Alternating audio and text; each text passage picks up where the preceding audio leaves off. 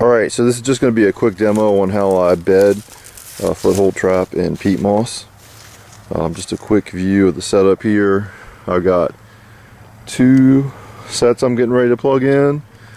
This is at the basically at a funnel where this hayfield necks down into a little farm lane here, and got 2 dirt holes.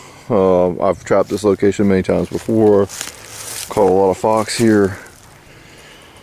The traps basically going to be, the sets are going to be far enough apart so that if I catch something I don't have to worry about it you know, getting tangled up in the other set.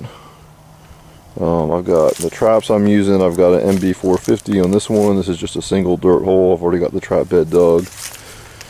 And then this is a double dirt hole. And this is a Sleepy Creek 1 3/4. I heavily modified it. Basically put got rid of the twin loop chain, put straight link on it, put a step down pit pan on it, laminated the jaws. It's all swiveled up. I got chain stakes on both these, and so the reason, there's several huge benefits to using peat moss to bed the traps. The first is that it sheds a lot of water. I put a couple sets in on this place a couple days ago, bedded in peat moss. We got 2 inches of rain yesterday. My dirt holes filled up with water. I did not even have to rebed the traps. They're completely dry. They're still working. So that's a huge benefit. It sheds water. The sets are preserved in a heavy rain. I've had even 3 to 4 inches of rain. Had to redo the sets, but still had dry peat moss under the traps, and so they were still functional. And I've caught you know, fox and coyotes in those conditions. And then the another benefit is you don't have to fool with the peat pan cover.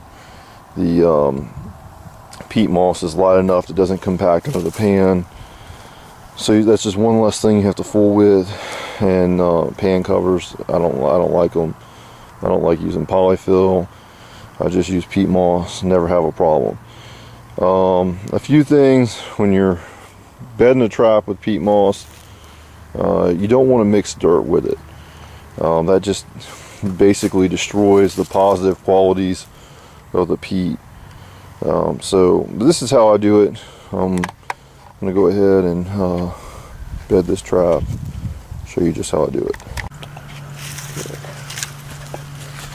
So the first thing I'm going to do is get this trap anchored in the hole. Already got the trap set. That way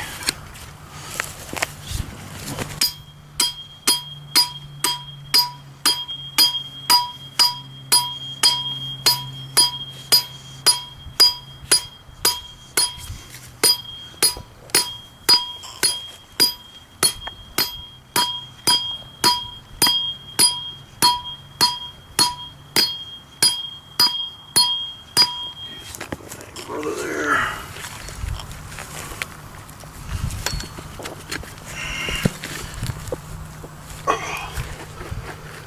That's a real good bed right there.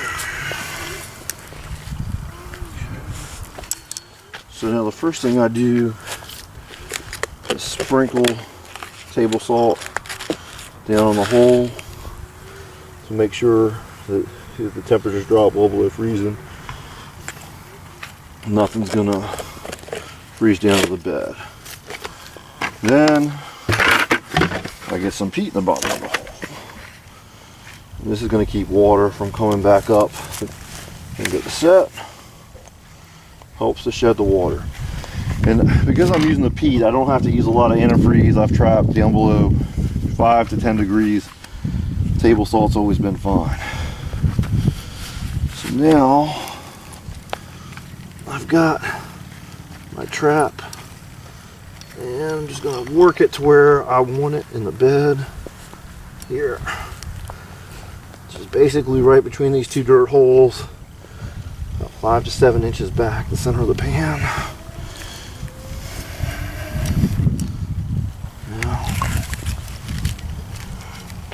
little bit more space for that shock spring.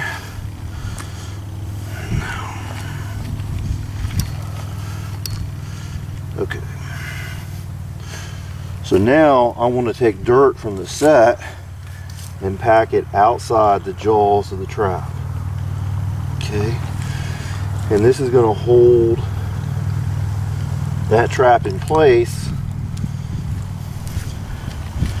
but it's not, I'm not getting dirt between the jaws, so it's not going to bring moisture in around the pan. It's not going to affect the function of the trap.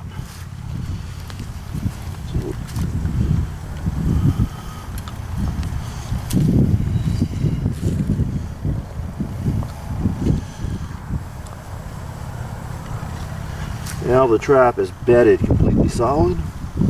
Something steps on the jaw or the levers, it's not going to knock it off or out of place. Now I take a little bit more salt, sprinkle it over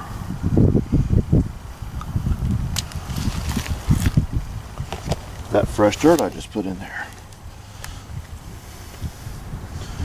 Make sure that's antifreeze. Now I'm just going to flip the loose jaw up, make sure there's no dirt under here.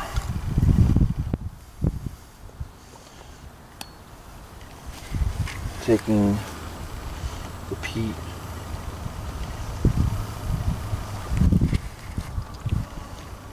and filling it around the trap.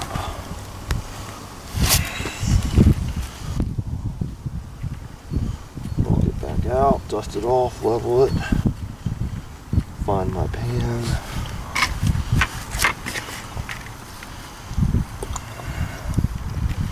do that.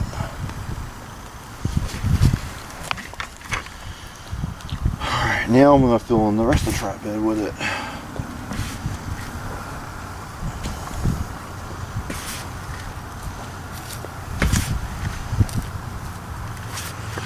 I want the pan to be the low spot in the pattern because that's just creates a natural stepping point. Now I know where the front of the trap is, so there's a little guiding there. And use a couple little dirt clots like this. Just create some subtle guiding. So when the canine comes in here, he's not going to step on the dirt cloth. He's going to gravitate back towards that low spot in the middle where the pan is. Again, more peat right there like that. Just dust some back around the rest of the set. Now, that set's done. As far as bedding the trap goes, I'll use some fresh deer scraps down one of the dirt holes, and sheep wool with a little bit of foxhole on the other. I don't use any urine. I find that just attracts the rabbits and the deer, the salt, and that's basically how that set looks now, and it's gonna stay in function for probably about a week or two before I pull it. Alright, well, thanks for watching.